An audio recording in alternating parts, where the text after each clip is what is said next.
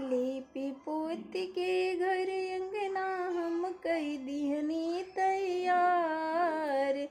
लिपि पोती के घर अंगना हम कई दिहनी तैयार। ए जी सुनी ना, ए जी सुनी ना, कलशा कीने जाई बाजार। हे जी सुनी ना, कलशा कीने जाई बाजार। आज नवरातन के दिन हाटे पहिला, रउआ भुला जानी एही से तो कहिला।